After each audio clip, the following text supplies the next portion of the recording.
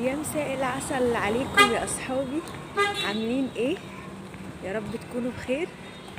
تمشية كده بعد العصر في المكان الجميل ده والخضرة، حبيت ايه اشارك معاكم الخاطرة دي، تعمل لكم شورت كات كده لحاجات كتير باذن الله، وهي مبادئ الوعي الذاتي والقيمة العليا.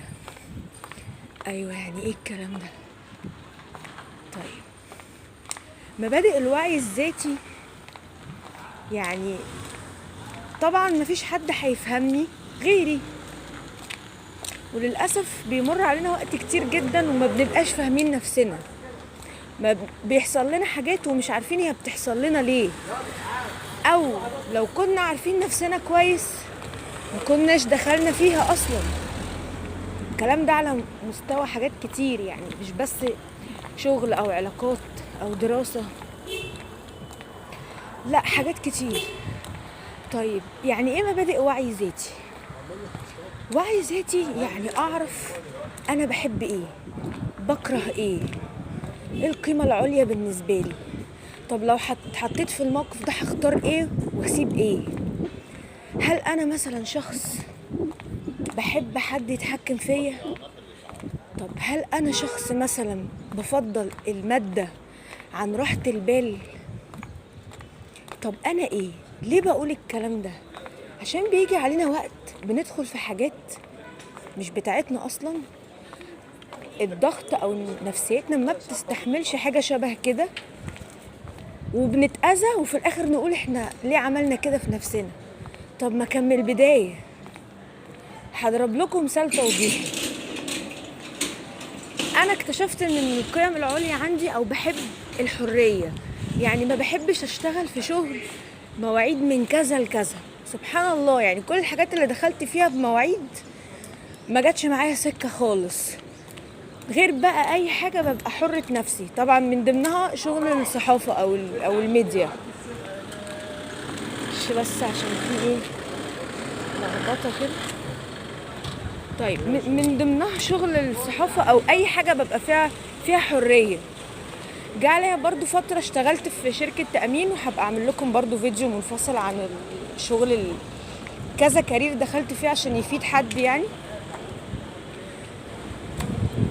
المهم، فالحاجات اللي كان بيبقى فيها حرية بالنسبة لي، اعرف اظبط مواعيدي، اعرف احضر حاجات، اكسل مثلا منزلش ما اروحش، فكنت ببقى مبسوطة جدا.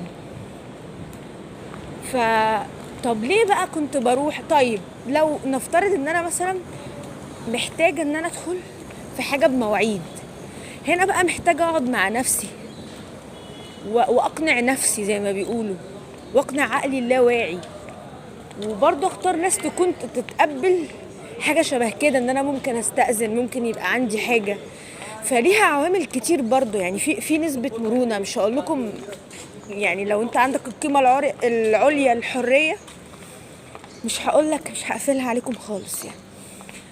طيب لما بكتشف قيمي العليا بعرف اختار كويس. هبقى انزل لكم في الكومنت تمرين كده الدكتورة سمية الناصر، مصفوفة القيم، اهم 5 حاجات بالنسبة لك بيدور حواليهم الشغل بتاعك والرسالة الأرضية. والرسالة الأرضية دي هنبقى نعمل عليها فيديو منفصل. طيب يعني مثلا واحدة تقول ايه، لو هنيجي للبنات حاجة اقول لها تختاري مثلا تبقي جميلة قوي، ولا مثلا ناجحة قوي، ولا مثلا حرة قوي محدش يقولك رايحة فين جاية منين. تفضلي مثلا ان انت تبقي في حياتك الأسرية ولا حياتك العملية، ولا بتحبي الاتنين؟ يعني لو ارتبطتي بواحد قالك مفيش شغل هتعملي ايه وانتي بتحبيه؟ هتفضليه ولا هتفضلي شغلك؟ هنا انتي بيحسمها القيمة العليا، لان في ناس فعلا بتتجوز وبتنسى الكلام ده وبعدين تعمل مشاكل على الموضوع بتاع الشغل ده. تمام. طيب الوعي الذاتي مع الوقت في حاجات احنا بنقدر نكتشفها عن نفسنا، وفي حاجات احنا ما بنبقاش شايفينها، بس اللي قدامنا او اللي حوالينا بيشوفها فينا. برضو الحاجات دي لازم نحطها في الاعتبار، بتبقى رسائل من ربنا ان هو بيقول لنا النقطة دي فيكم عن طريق تكرار الكلمة او الجملة او الملاحظة من الناس اللي حوالينا. طيب يبقى كده شرحنا القيمة العليا ومبادئ الوعي الذاتي. هنعمل ايه بقى؟ يعني انا مثلا هشرح لكم حاجة بسيطة. انا بحب صحابي جدا وكانت قيمة عليا بالنسبة لي، وكنت ممكن اضر نفسي في اوقات كتير لمجرد ان انا بحب صحابي، اضيع وقتي عشان خاطر صحابي، او ممكن اخرج خروجه مش عايزاها لمجرد ان ابقى معاهم، ممكن احط نفسي في مشاكل عشانهم، لغايه لما قعدت واكتشفت كده والضرر وقع عليا، خلاص ما بقاش عندي موضوع الاصحاب ده قيمه عليا.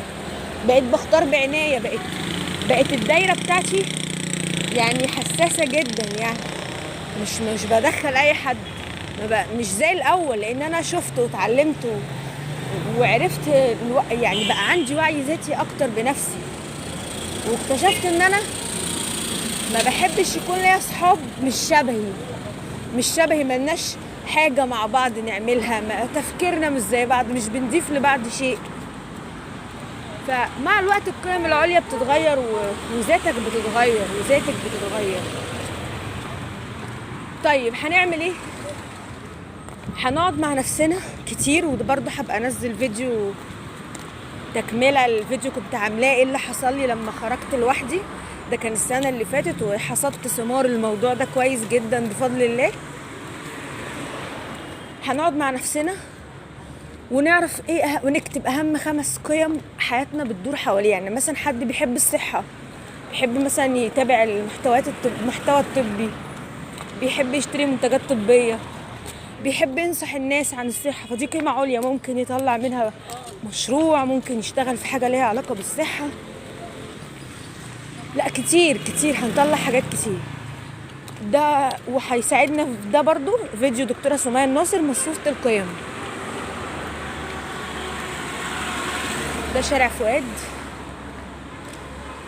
كده، الاستاد بتاع اسكندريه. طيب هيساعدنا في ده فيديو دكتوره سمية الناصر. برضو انتوا بتدوروا كده وتبحثوا تسمعوا فيديوهات عن الوعي الذاتي وتسمعوا اراء صحابكم. يعني ممكن واحد صاحبك او واحده صاحبتك تقولك انت مثلا تشوف فيكي حاجه انت مش شايفاها، فتستفادي تجمعي اراء.